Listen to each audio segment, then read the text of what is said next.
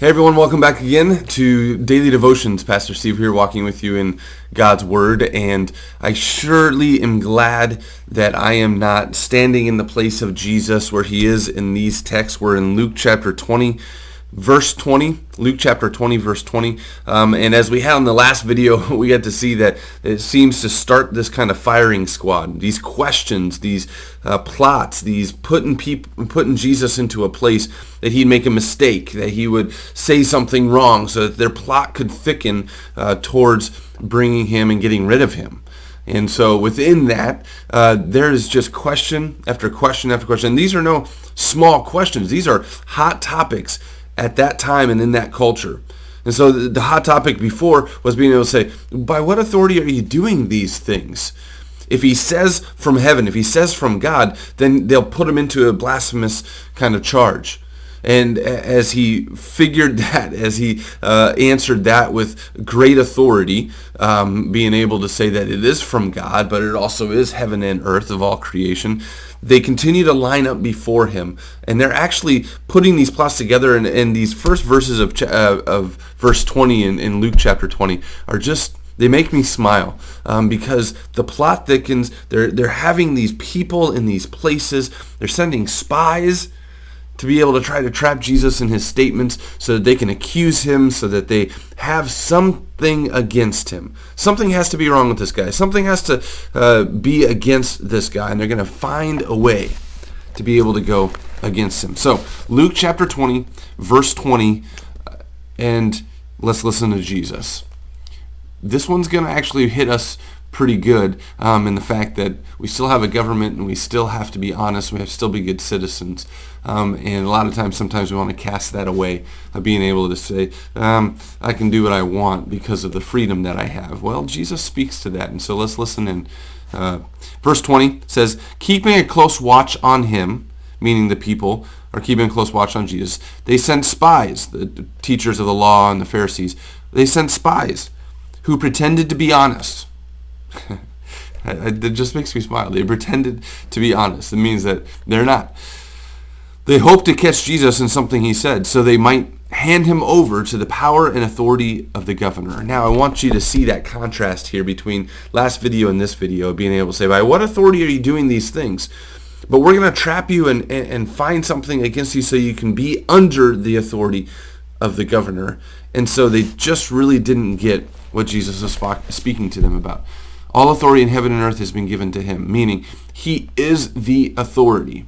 And Jesus keeps this very high as he's walking forth in this week, because we'll see in the crucifixion narrative when he's brought before Pilate saying, don't you know that I have authority to take these things on and to release you? And Jesus says, you would never have that authority if it wasn't given to you from above. So Jesus keeps it high level of being able to say within this narrative, they're saying, we got to catch him, so we give him over to the authority of the governor, just so that they know that the greater authority is standing in front of them rather than the governor. But they can't see that in their state. Verse 21, so the spies questioned him. Teacher, we know that you speak and teach what is right, and that you do not show partiality, but teach the way of God in accordance with the truth. Kind of butter him up here, right? So, is it right for us to pay taxes to Caesar or not? You being a good Jewish boy from Galilee, teaching the way of God, which there was such a separation to be between the Romans and the Jews, and being able to say, hey, they have their own kind of little subsect governments going on. That's why they sent him to Herod to be able to charge him in this way according to the temple government rather than the Roman government. Well, the temple government doesn't have much authority, especially when it comes to authority of execution, authority of different laws and taxation and all this kind of, that was all Roman authority, which was oppressing the Jewish people. So within this contrast of what they have within their governments, right, is it right for us to pay taxes to Caesar or not? If he says no, if he actually goes against the Roman authority, then he's going to be brought forth to the authority of the governor. But here, listen into what Jesus says. He saw their duplicity, their dishonesty, and said to them, show me a denarius. Whose portrait and inscription are on it? Caesar's, they replied. He said to them, Then give to Caesar what is Caesar's, and to God what is God's. Give to Caesar his inscription, what he's produced, what he has made, right, within this world. Give him the respect and the honor that he deserves in that governmental power, because he is that way. To give to Caesar what is Caesar's, but to God what is God's. And what is God's? God's is your heart. He has created you. He has made you. He has brought you into existence, into this place. He is your authority. So give to Caesar what he thinks his authority is, and that's money in this world. But give to God what is God's, and that's your heart, that's your being, that is you, your identity.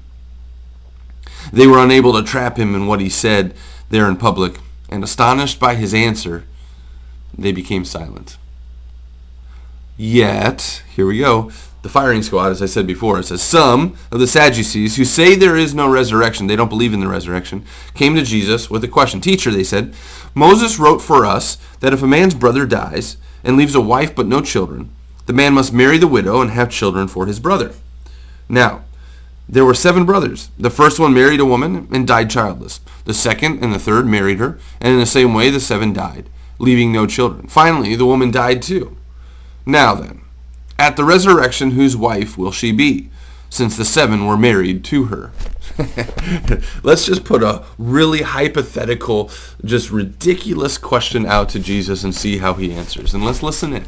Jesus, obviously incredibly smart and great with rhetoric, continues to hold high the kingdom of God and what it truly is about, but also answers the question with the authority that is given to him from above.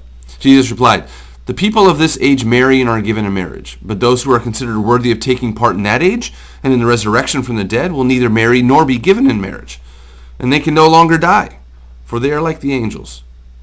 They are God's children, since they are children of the resurrection. But in the account of the bush, even Moses showed that the dead rise, for he calls the Lord the God of Abraham, the God of Isaac, and the God of Jacob. And he is not the God of the dead, but of the living. For to him all are alive, because they've been resurrected. They are in the heavenly realms with God's presence with his people. And Jesus is just going to put this farther, because he's going to speak to this farther, because he's really speaking about the resurrection being the marriage feast of the Lamb, Jesus, him standing in front, and his people. Right? That's the marriage feast of being able to say the Lamb, the groom, says to the bridegroom, the church, the ones who believe in his kingdom, in his gospel, those are the ones who will be resurrected. So it's not that we won't know one another, it's just not going to be the relationships as we see in and amongst our earthly realm, because really what's going to be on the top of our minds is going to be the marriage feast, the care and the provision that we see in marriage today, but that we get to see Jesus to his people. That we get to see the groom to the bridegroom, Jesus to the church. And so as we try to figure out what heaven is like, he doesn't give us a straight answer here of being able to say, and some people say, well, gosh, I won't know my wife. I'm not saying that. We don't have that answer. What we do have from Jesus is saying, it's going to be bigger than that. They're not going to be actually going in and out of marriages, right? But actually we're going to be in the marriage of the bridegroom and the groom, the church, and Jesus Christ. And so verse 39, some of the teachers of the law responded, well said, teacher. And no one dared ask him any more questions. Well said, teacher. Because there is a split at that point between the Pharisees, the Sadducees, and what they believe of the resurrection. It really isn't about marriage here. It really is about resurrection. Sadducees did not believe in the resurrection. They believe he died, and that is it. And then we get to see the Pharisees believing in the resurrection from the scriptures, from the prophets, and being able to say, that was well done. But they didn't ask him any other questions. Then Jesus said to them, how is it that they say that the Christ, the son of David? How is it that they say the Christ is the son of David? David himself declares in the book of Psalms, the Lord said to my Lord, sit at my right hand until I make your enemies a footstool for your feet. David calls him Lord. How then can he be his son?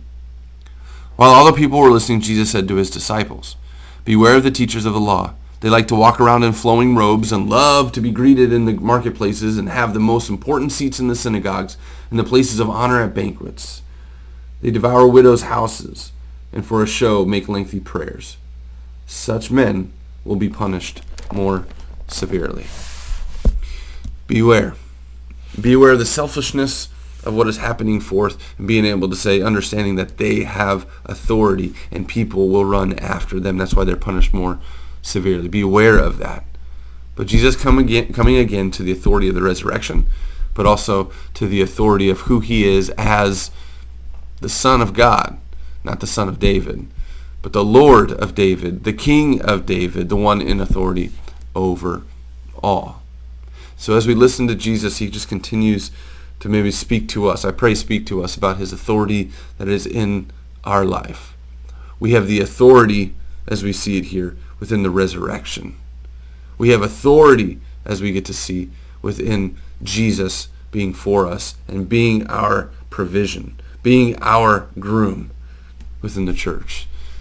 And so once again, I'll end this as I ended the last video. All authority in heaven and on earth has been given to me, Jesus says, but I give it to you.